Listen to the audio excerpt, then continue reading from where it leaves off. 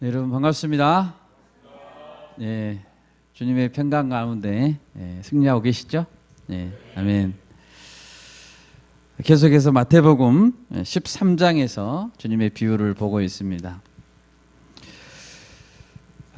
세계적인 여론조사 업체인 갤럽에서 2022년에 세계 61개국의 성인들 57,768명, 약 6만 명이죠. 그들을 대상으로 종교적인 성향과 실제에 대한 인식, 종교적인 실제에 대한 인식에 대해서 설문조사를 했습니다. 61개국 사람들은 평균적으로 절반이 넘게 신은 있다라고 대답했습니다. 신은 있다가 평균 72%입니다. 국가별로 살펴보면 100% 있다라고 대답한 나라들이 시에라리온, 나이지리아, 파키스탄, 아랍에미리트, 요르단, 리비아, 이라크 같은 나라들입니다. 중동 나라들이 많이 있네요. 평균적으로 보면 사후 세계가 있다 57%, 천국이 있다 59%, 지옥이 있다가 53%였습니다. 한국은 어땠을까요? 신이 존재한다고 믿는가? 라는 질문에 한국 응답자 중에 그렇다라고 대답한 사람들은 41%였습니다. 사후세계, 천국, 지옥 같은 종교적인 실제가 있다라고 믿는다라고 대답한 사람들은 절반도 못 미쳤습니다.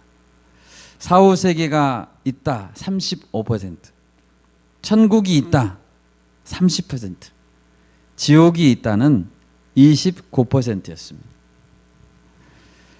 한국 사람들은 특정 종교와 무관하게 종교적인 성향이 낮았습니다.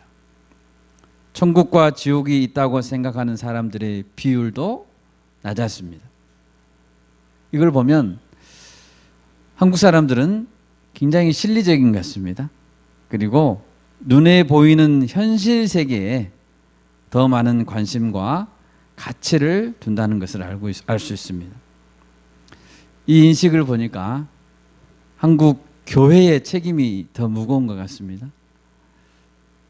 오늘 말씀의 제목은 천국과 지옥은 있다입니다. 여러분 믿으십니까? 네, 아멘. 오늘 본문에서 알 수 있는 천국과 지옥에 관한 몇 가지 사실을 살펴보고자 합니다. 첫 번째로 천국은 이 세상에서 추구할 수 있는 가장 값진 것이라는 것입니다. 그리스도인들은 천국과 지옥이 있다고 믿습니다. 네, 아멘. 그리고 천국은 세상의 어느 것과도 비교할 수 없는 큰 가치가 있다라고 믿습니다. 44절을 보십시오. 한 사람이 밭에 감추인 보화를 발견했습니다. 그 사람은 그 보화를 그대로 놔둔 채 밭 전체를 구입하기 위해 자기의 소유를 전부 팔았습니다. 여러분, 그 밭은 어떻게 생긴 밭이었을까요? 그가 우연히 발견했죠. 우연히 그 밭에서 감추어진 보화를 발견했다는 것은 그 밭이 사람들에게 주목을 받지 못했다라는 것을 뜻합니다. 그 밭은 남들이 보기에 평범했습니다. 별로 쓸모없는 밭처럼 그냥 보였습니다. 대로변, 사거리, 코너에 네모 반듯한 땅이 아니었습니다. 보통 사람들의 눈에는 투자 가치가 없었지만 그는 서둘러서 그 밭을 샀습니다. 왜 그랬죠? 보화가 숨겨져 있기 때문입니다. 남들은 그 밭의 가치를 모릅니다. 그렇지만 그 사람은 그 가치를 알게 됐습니다. 밭의 가치는 밭 자체의 가치가 아니라 그 밭이 무엇을 담고 있는가에 따라 가치가 결정됐습니다. 그는 그 보화를 생각하면 자다가도 웃음이 나왔습니다. 그냥 막 웃음이 나왔습니다. 밥을 안 먹어도 배가 불렀습니다. 그 보화를 생각하면, 그 보화를 한번 본 이상 그는 그 밭을 사지 않을 수 없었습니다. 여러분, 천국은 어떤 자가 들어갈까요? 천국은 그 가치를 알아본 자가 들어갈 수 있습니다. 아멘. 가진 재산을 전부 모았기 때문에 밭을 사기 전까지는 옷도 좋은 옷을 못 입었습니다. 허름하게 입었어야 되고 먹는 것도 변변치 못했습니다. 그 밭을 사기 위해 전략해야 됐기 때문이죠. 하지만 천국을 소유한 그 사람에겐 그 천국이 기쁨과 만족의 원천이었습니다. 또 이 비유에서 알 수 있는 것은 그 밭은 자기의 소유를 모조리 팔아야 얻을 수 있었다는 사실입니다. 우리도 천국을 얻기 위해서는 모든 것을 걸어야 합니다. 여러분, 모든 것을 거십시오. 아멘. 자기 소유의 전부를 올인해야 됩니다. 올인. 물론 모조리 판다고 해도 그 보화를 사는 것은 아닙니다. 그 보화를 직접 살 만한 돈은 마련할 수 없습니다. 그 보화는 값을 매길 수 없을 만큼 비싸기 때문입니다. 그러나 그는 모든 소유를 다 파는 한이 있어도 밭을 사야 했습니다. 밭을 살 수는 있었거든요. 밭을 사면 그 밭 안에 있는 보화는 자기 것이 되기 때문입니다. 여러분, 우리는 밭을 살 수 있습니다. 그리고 밭을 사야 합니다. 밭을 사면 그 안에 보화가 감추어져 있습니다. 우리 다 같이 골로새서 2장 2절 3절을 찾아보겠습니다. 신약성경 325페이지, 제가 가진 성경은 325페이지입니다. 골로새서 2장 2절과 3절 말씀 같이 읽겠습니다. 이는 그들로 마음의 위안을 받고 사랑 안에서 연합하여 확실한 이해의 모든 풍성함과 하나님의 비밀인 그리스도를 깨닫게 하려 함이니 그 안에는 지혜와 지식의 모든 보화가 감추어져 있느니라. 아멘. 그 보화는 바로 하나님의 비밀인 그리스도입니다. 여러분, 그 밭을 산 사람이 보화가 묻혀 있는 밭을 살 때 충분히 시간적인 여유를 갖고 여유 있게 진행했을까요? 아니면 급하게 서둘러서 샀을까요? 당연히 서둘렀겠죠. 아마 주변 사람들이 왜 재산을 그렇게 빨리 처분하는지 물어봐도 대답해 주지 않고 빨리 그 밭을 샀을 것입니다. 여러분은 좋은 밭을 소유하셨습니까? 사셨어요? 예, 사셨습니다. 아멘. 아마도 여러분도 가끔 모르는 번호로 이런 전화가 걸려올 때가 있을 것입니다. 선생님, 좋은 땅이 나왔습니다. 투자 가치가 높은 땅인데요. 경기도 어디 땅인데 사실랍니까? 저도 몇 번 받아봤습니다. 그런데 정말로 좋은 땅이면 그 사람이 나한테 전화했겠습니까? 자기가 자기 소유를 다 팔아서 그 땅을 이미 샀을 것입니다. 여러분, 어떤 땅이 이 세상에서 살 수 있는 가장 좋은 땅입니까? 사람들의 통행량이 많은 사거리 코너에 네모 반듯한 땅입니까? 수만 평의 넓은 땅입니까? 좋은 빌라가 지어진 멋진 땅입니까? 뒤에는 산이 있고 앞에는 강물이 흐르고 풍수지리적으로 좋은 땅이 좋은 땅입니까? 아닙니다. 생명 되신 예수 그리스도, 천국 보화가 묻혀 있는 땅이 좋은 땅입니다. 아멘. 아멘. 한 번은 예수님께 부자 청년이 찾아왔습니다. 그는 부자였습니다. 그가 묻습니다. 선생님이여, 내가 무슨 선한 일을 하여야 영생을 얻으리까? 예수님은 무엇이라고 말씀했습니까? 마태복음 19장 21절인데요. 제가 읽습니다. 예수께서 이르시되 내가 온전하고자 할 텐데 가서 내 소유를 팔아 가난한 자들에게 주라. 그리하면 하늘에서 보화가 내게 있으리라. 그리고 와서 나를 따르라 하시니. 예수님은 분명히 하늘에서 보화가 있으리라고 했습니다. 보화를 차지하는 방법 알려줬습니다. 나를 따르라고 했습니다. 복음이었죠. 그가 들을 수 있는 가장 기쁜 소식이었습니다.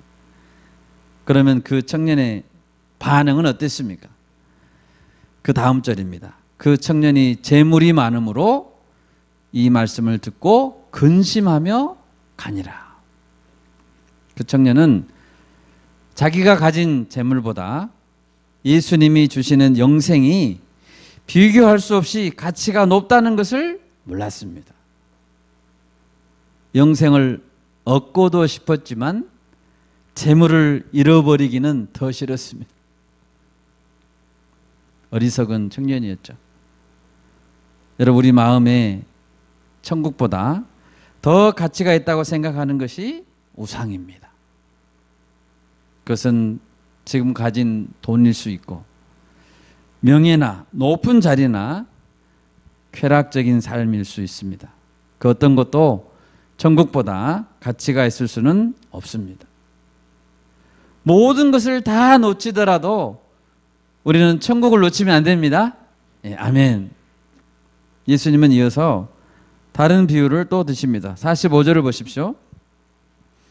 또 천국은 마치 좋은 진주를 구하는 장사와 같으니.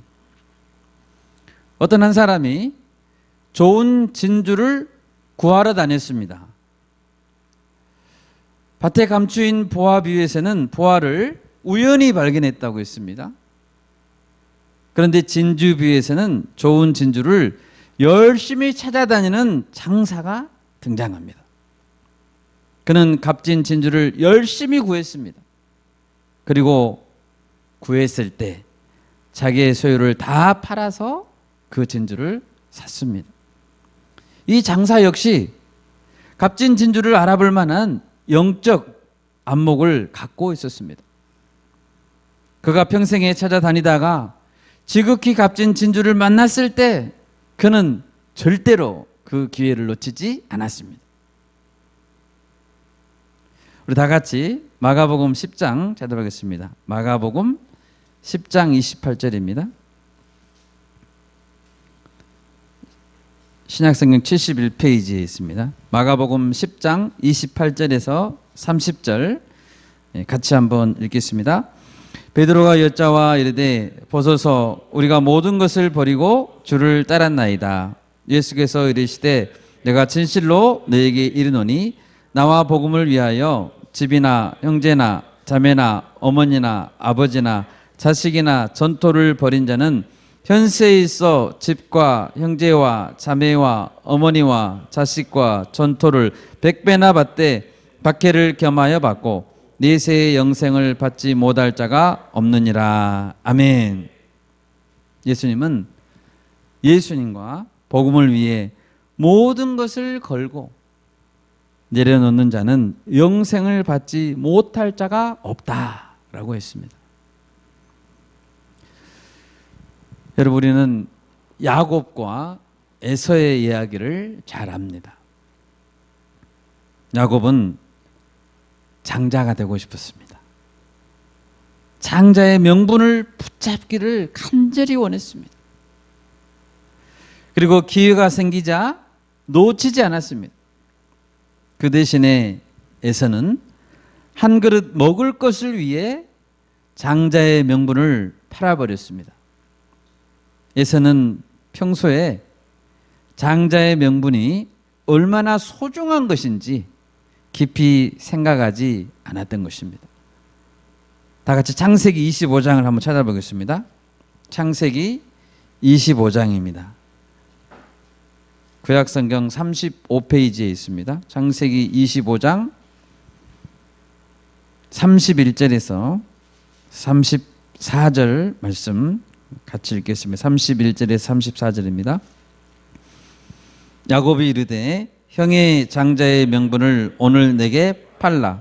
에서가 이르되 내가 죽게 되었으니 이 장자의 명분이 내게 무엇이 유익하리요? 야곱이 이르되 오늘 내게 맹세하라. 에서가 맹세하고 장자의 명분을 야곱에게 판지라. 야곱이 떡과 팥죽을 에서에게 주매 에서가 먹으며 마시고 일어나 갔으니 에서가 장자의 명분을 가볍게 여김이었더라. 아멘.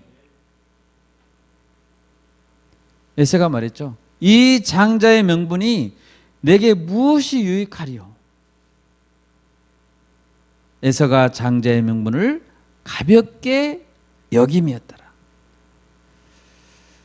여러분, 아버지 이삭에게서 받을 수 있는 장자의 축복은 돈으로 살 수 없는 엄청난 영적 축복입니다. 나중에 에서는 아버지 이삭에게 울면서 매달렸습니다. 장자의 축복을 주십시오. 그런데 받지 못했습니다.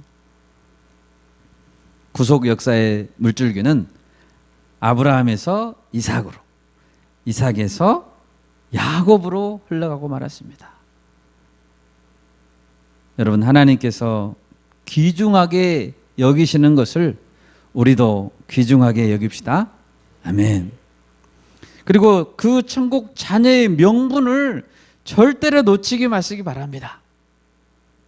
전국 복음 전파를 위해 가장 앞장서서 우리가 쓰임 받을 수 있는 특권을 놓치지 맙시다.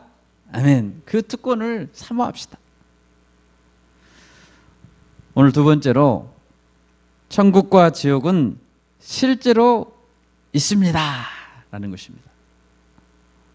예수님은 천국과 함께 지옥에 대해서도 말씀했습니다. 47절 보십시오. 본문 47절입니다.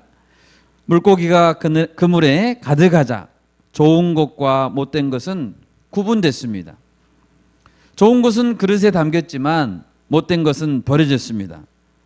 49절에서도 세상 끝이 있을 텐데 천사들이 와서 의인 중에서 악인들을 갈라내서 풀무불에 던져넣는다고 했습니다. 예수님께서 천국에 대해 설명해 주시는 이유는 천국이 반드시 있기 때문입니다. 네, 아멘. 예수님 말씀했습니다. 요한복음 14장 3절입니다. 가서 너희를 위하여 거처를 예비하면 내가 다시 와서 너희를 내게로 영접하여 나 있는 곳에 너희도 있게 하리라. 아멘. 사도행전 1장에 보면 승천하시는 예수님을 뚫어져라 쳐다보고 있는 제자들을 향해서 천사들이 말했습니다. 이르되 갈릴리 사람들아 어찌하여 서서 하늘을 쳐다보느냐? 너희 가운데 하늘로 올려주신 이 예수는 하늘로 가심을 본 그대로 오시리라. 아멘. 예수님은 천국에 하나님 보좌 우편에 앉으셨다가 다시 우리에게 오실 줄을 믿습니다. 천국에 계십니다.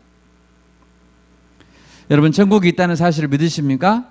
아멘. 그렇다면 천국만 있는 것이 아니라 지옥도 있습니다. 지옥에 대해서 몇 가지 살펴보겠습니다. 먼저 지옥은 실제합니다. 많은 사람들이 지옥의 실제를 믿지 않습니다. 지옥을 어떤 실제하는 공간의 개념으로 이해하지 않습니다. 또는 천국의 반대 개념, 어떤 이미지로 이해합니다. 천국을 가치 있는 삶을 살 때 자기에게 주어지는 관념적인 보상이라고 생각합니다. 그 보상을 받지 않으면 지옥이라고 생각합니다. 그러나 그렇지 않습니다. 천국과 지옥은 둘 다 장소적 개념이 있습니다. 천국이 장소적, 공간적 개념이 있듯이 똑같이 지옥도 그런 지리적인 용어를 사용하고 있습니다. 예수님께서 사도행전 1장에서 하늘로 올라가셨습니다. 제자들과 함께 이 땅에 서 계시다가 하늘로 올라가셨습니다. 분명한 장소의 이동이시죠. 요한복음 14장 3절에서 예수님은 가서 너희를 위하여 거처를 예비한다고 하셨습니다. 거처는 아버지의 집입니다. 어떤 장소입니다. 본문 49, 50절을 보면 악인들은 의인들 중에서 갈라내어져서 풀무 불에 던져지고 거기서 울며 이를 갈 것이라고 했습니다. 거기서라는 것은 의인들이 모여있는 곳에서 갈라져 나와서 밖에 있는 어떤 특정한 장소를 의미합니다. 누가복음 16장 19절 이하에 거지 나사로의 비유가 나옵니다. 나사로가 아브라함의 품에 있듯이 부자는 그가 음부에서 고통 중에 눈을 들어 멀리 아브라함과 그의 품에 있는 나사로를 보았다라고 했습니다. 그리고 둘 사이에는 건너갈 수 없는 큰 구렁텅이가 있다고 되어 있습니다. 두 공간 사이에는 건너갈 수도 건너올 수도 없었습니다. 여러분, 천국과 지옥은 분명한 장소입니다. 아멘. 두 장소는 고정되어 있습니다. 또 지옥은 형벌을 받는 곳입니다. 많은 사람들은 지옥에 대해 말하는 것을 꺼려하죠. 사랑의 예수님, 은혜와 용서의 예수님은 항상 듣기 좋은 주제입니다. 그렇지만 동시에 하나님은 공의로우신 분입니다. 공의롭다는 것은 잘못한 것에 대해서는 거기에 합당한 형벌을 받는다는 것을 의미합니다. 누가복음 16장 나사로의 비유에서 부자는 고통 중에 있었습니다. 예수님은 죽은 자가 반드시 부활한다고 말씀하셨죠. 요한복음 5장 찾아볼까요? 요한복음 5장 28절 29절입니다. 요한복음 5장 28절 29절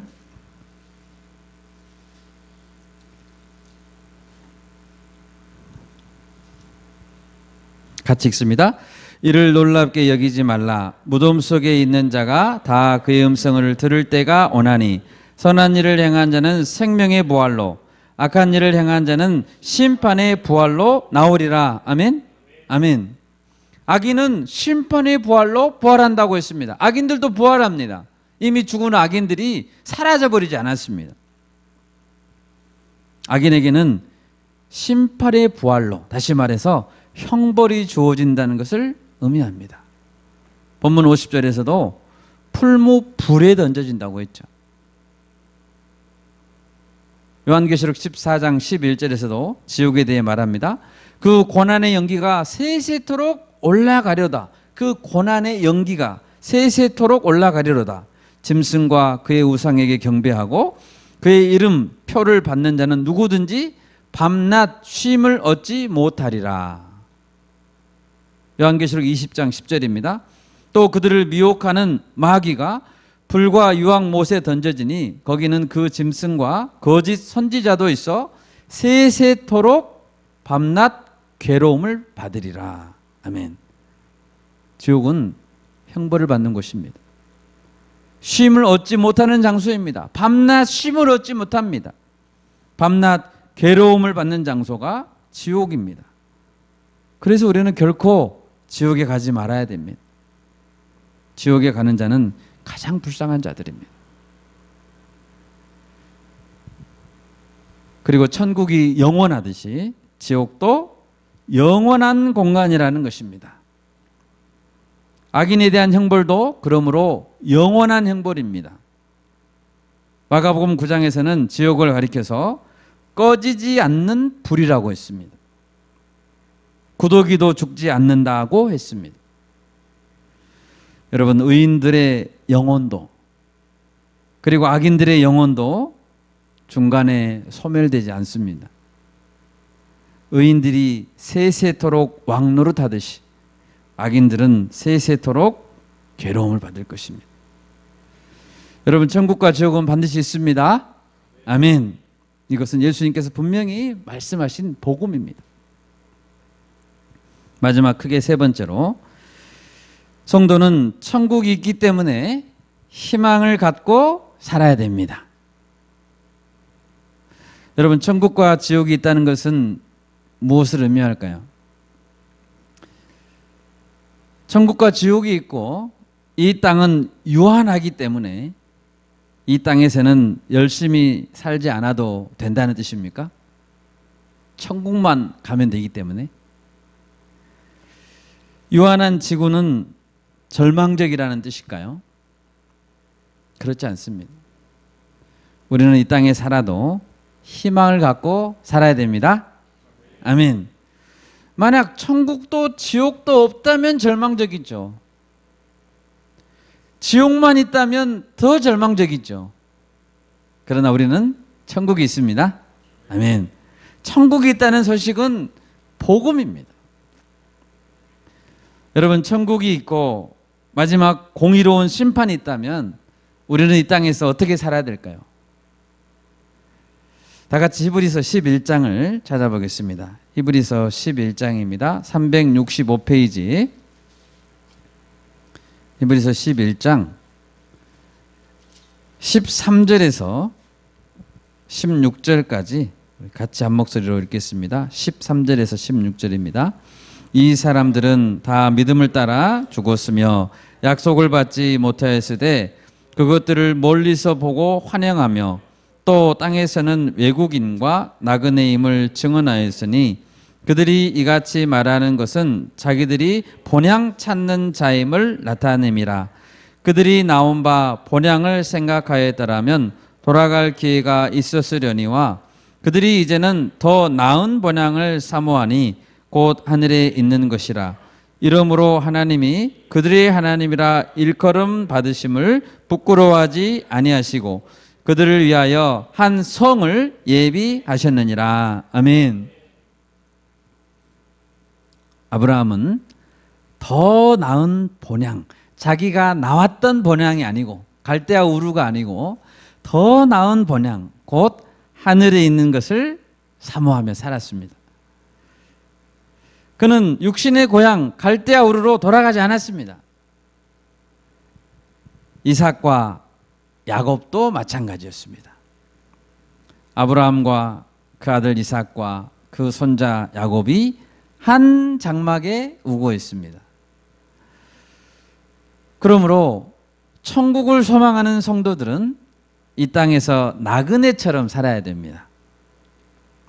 이 땅보다는 본향인 천국을 더 소망하면서 살아야 됩니다. 아멘. 그렇다면 야곱은 할아버지하고 같이 텐트 생활했잖아요. 안 그래도 좁은데.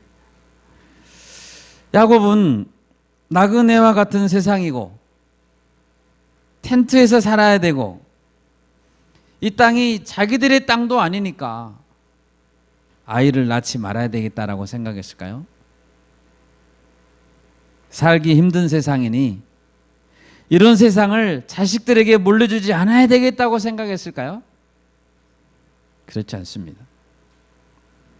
하나님께서 허락하시는 한 할 수만 있다면 많은 자녀를 낳으려고 했습니다. 아멘? 아멘. 나그네입니다. 집도 없습니다. 낳지 말아야죠, 애들을. 그렇지 않다는 것이죠. 야곱은 아들을 12명이나 낳았습니다. 아멘? 아멘. 믿음의 조상들이 더 나은 본향을 사모한다는 것은 이 땅에서 생육하고 번성할 필요가 없다는 것을 의미하지 않습니다. 여러분 놀라지 마십시오. 대한민국 여성 1인당 출산율은 1960년대에는 6명이었습니다. 그런데 작년 2023년에는 아시죠? 0.72명이었습니다. 여성 한 명이 한 명을 안 낳아요. 지난해 4분기만 놓고 보면 0.6명이었습니다. 유례를 찾아볼 수 없는 기록적인 감소입니다. 세계 최하위죠, 대한민국이. 여러분, 세상 모든 여성들이 아이를 낳지 않으면 어떻게 될까요? 인류는 종말입니다. 반면에 OECD 국가 중 출산율이 가장 높은 나라는 이스라엘입니다. 이스라엘은 한국이 0.72명일 때 3명이었습니다. 영국 주간지 이코노미스트라는 주간지는 이스라엘의 높은 출산율의 이유 중 여러 가지를 이야기했는데 그 중에 한 가지로 사회적인 분위기를 꼽았습니다. 그 기자는 이렇게 적었습니다. 이스라엘 여성들은 자녀가 3명 이하일 때는, 내가 3명 이하를 낳았어요. 이하일 때는 마치 어떤 잘못을 한 듯 모두에게 출산하지 않는 이유에 대해서 자초지종을 설명해야 하는 사회적인 분위기가 만연하다고 했습니다. 잘못한 것처럼 설명을 해야 돼요. 나는 왜 3명을 못 낳는가? 물론 이스라엘은 난임 부부에 대해서 여러 가지 지원책을 가지고 있습니다. 좋은 지원책을 가지고 있습니다. 그렇지만 사회적인 분위기가 그렇다는 것은 우리나라와 가장 큰 차이라고 볼 수 있습니다. 이것은 돈으로 안 되는 것이죠. 여러분, 생육하고 번성하고 땅에 충만하라. 이 명령은 아담과 하와에게 주어졌죠. 생육하고 번성하고 땅에 충만하라. 이 명령은 죄가 들어오기 전에 에덴 동산에 정말 유토피아 같은 에덴 동산에 아담과 하와에게 주어진 명령입니다. 그러면 인류에게 죄가 들어오고 홍수 심판을 하신 후에는 이 명령이 사라졌습니까? 그렇지 않습니다. 홍수 심판을 한 직후에 노아와 그 아들들에게 하나님은 명령했습니다. 창세기 9장 1절입니다. 하나님이 노아와 그 아들들에게 복을 주시며 그들에게 이르시되 생육하고 번성하여 땅에 충만하라. 여러분, 우리는 이 땅에서 하나님의 자녀들을 많이 낳아야 되고, 아멘? 많이 길러내야 됩니다. 그리고 땅에 충만하게 거해야 될 줄 믿습니다. 아멘. 이것은 하나님의 명령입니다. 여러분, 천국과 지옥이 있다면 우리는 어떻게 살아야 됩니까?